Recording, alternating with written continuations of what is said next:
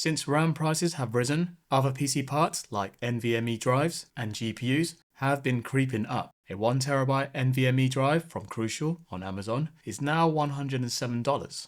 Back in June, it was $60. Just a few days ago, it was $150.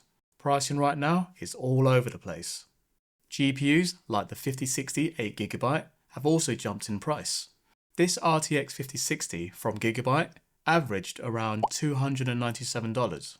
Its lowest price was $260 at the start of the year. It's now jumped a whopping $100, making it $360. The warnings about lower GPU supply and higher costs seem to be true. Either way, I'll show you the cheapest gaming PC build you can make today with all brand new parts from Amazon or wherever is cheapest. I'll also show you a few alternative parts that might cost slightly more but could be worth it. And I'll even show you which parts you could buy secondhand on eBay for better price to performance. And if you are a complete beginner at PC building, I'll include a link to how to build a PC in the video description below. The price target for this gaming PC is around $700. I've put together a list of possible PC builds. All the parts mentioned in this video will be linked below.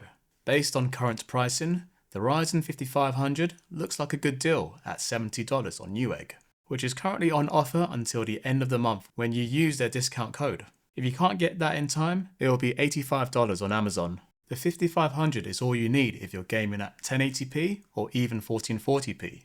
The included cooler is sufficient, so I'll use that to save money. Although if you want more frames per second, I'd recommend getting Intel's 12100F. It supports PCIe 4.0 and 5.0, as well as both DDR4 and DDR5, making it better for more frames and future-proofing.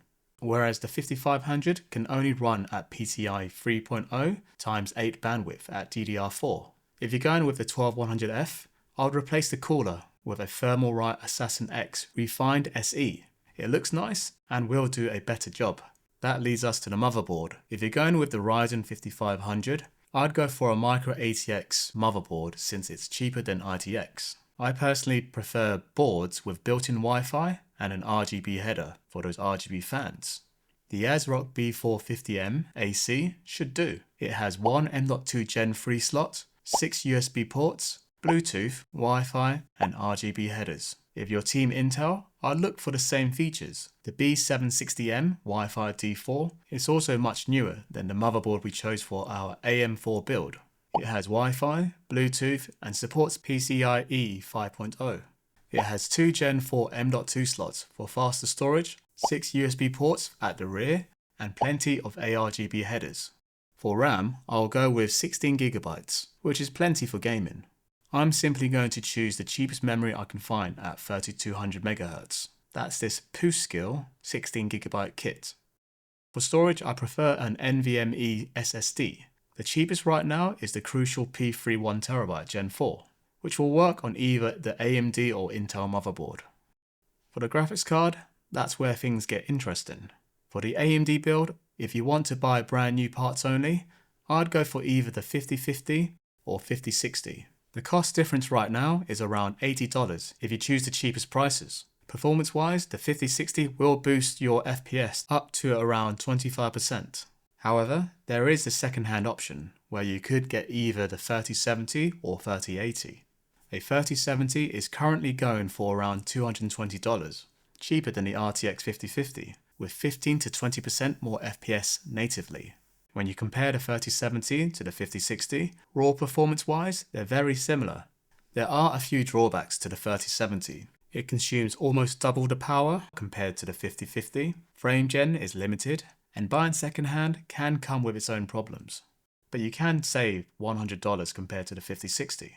But if you decide to go with the 5060, it is more power efficient, and it does offer full frame gen capabilities. If you want a more powerful card than the 5060 at the same price, a second-hand 3080 is a good option. The cheapest I've seen one go for was for around $300 on eBay. It offers better raw performance of up to 30% and even higher in some games. Downsides, it consumes more than double the power of the 5060. Frame gen is also limited, and yeah, it's second-hand. So there are quite a few pros and cons with each graphics card. Which one would you go for? Do you prefer raw performance at the same price as the current low-end cards? Or do you prefer new, power-efficient cards with full frame generation capabilities?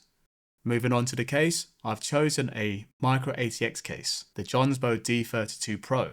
A really nice looking case that isn't too big and comes at a great price. Plenty of ventilation and space inside that can fit large GPUs, CPU coolers, and case fans.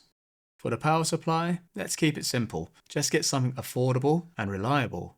I would say go for the Thermaltake Smart 500 watt if you're buying a RTX 5050 or 5060. If you're going with a second-hand 3070 or 3080, choose the Corsair CX750 for extra wattage headroom. Finally, for the case fans, I'm going with the Thermalright TL-C12CS 120mm RGB fans that come in a pack of 5. So cheap and cheerful. The RGB light will look great inside the case. So in total, you are looking to spend between $700 and $900 on this build, depending on what processor and GPU you choose. I would personally go with the Intel 12100F and an RTX 5060. So in total, that's around $880. And I do feel totally ripped off with the GPU price. However, I think the motherboard is more future-proof, and I like the lower power consumption of the 5060, along with its frame generation capabilities. Links to all the parts mentioned in this video will be linked below. Let me know what build you will put together with a budget of $700 to $900.